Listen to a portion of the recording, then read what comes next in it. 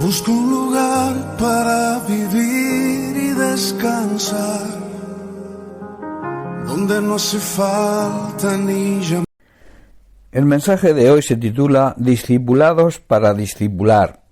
Es necesario ser discipulados para poder llevar a cabo el encargo de nuestro Señor de hacer discípulos. En Deuteronomio capítulo 5 versículos 32 y 33 leemos: Mirad pues que hagáis como el Señor vuestro Dios os ha mandado, no os apartéis a diestra ni a siniestra, andad en todo el camino que el Señor vuestro Dios os ha mandado, para que viváis y os vaya bien, y tengáis largos días en la tierra que habéis de poseer. En Mateo capítulo 4 versículo 20 leemos: Ellos, los discípulos, entonces, dejando al instante las redes, le siguieron.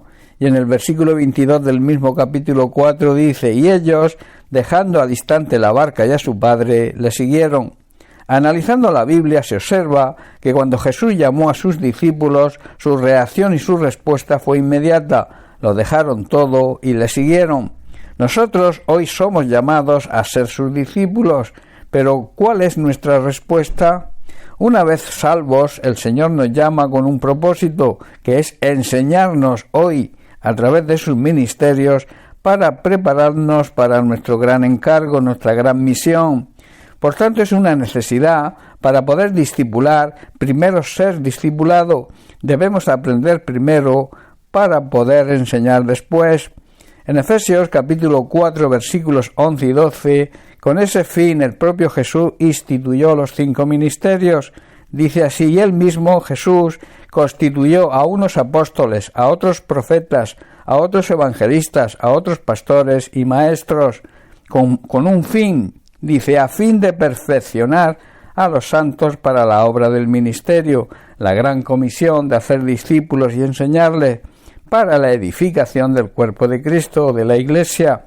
Y en Mateo 28, versículos 19 al 20, vemos el encargo de Jesús. Dice: por tanto, id y hacer discípulos a todas las naciones, bautizándolos en el nombre del Padre, y del Hijo, y del Espíritu Santo. Versículo 20, enseñándoles que guarden todas las cosas que os he mandado, y he aquí yo estoy con vosotros todos los días, hasta el fin del mundo. El Señor, después de ser discipulados, nos llama y nos da órdenes concretas. Primero dice: id y hacer discípulos. En segundo lugar, que esos discípulos sean bautizados en el nombre del Padre, del Hijo y del Espíritu Santo. Y en tercer lugar, enseñarles lo que hemos aprendido, o sea, a obedecer todo lo que Él nos manda, obedecer su palabra. Y por último nos hace una gran promesa. Dice: estaré con vosotros siempre. Muchos podrían pensar que seguir a Jesucristo para sus discípulos podría ser fácil. Caminaban con Él, cuando les enseñaba podían oír su voz, podían tocarle, podían ver también su manera de tratar a las personas y podían aprender de su ejemplo.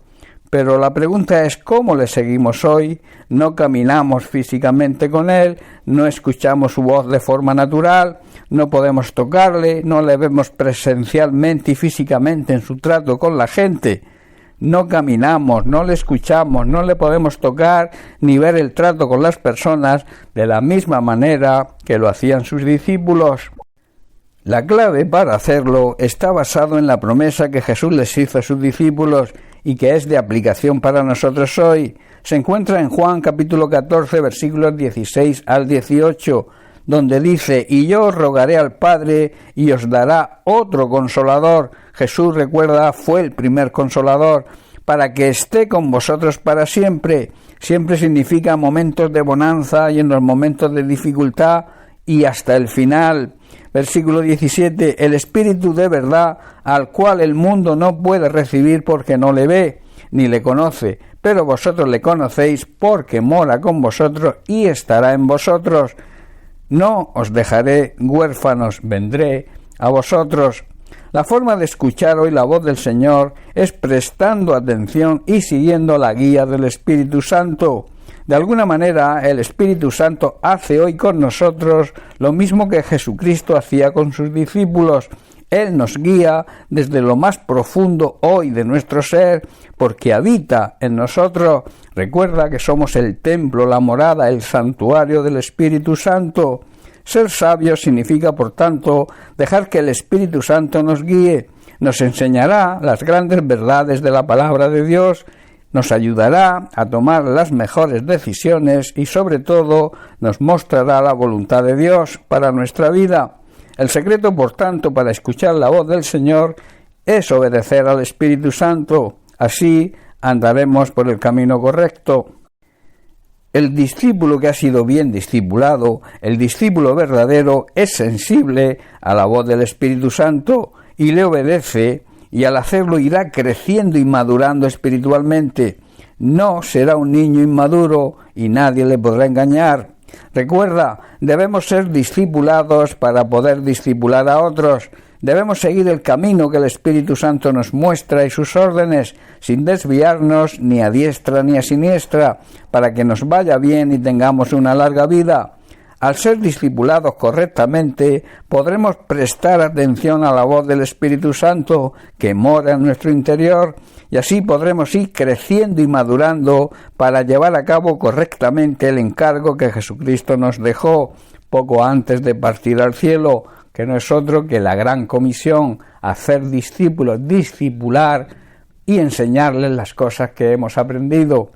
Bien, pues hasta aquí el mensaje de hoy. Que Dios te bendiga. Un abrazo.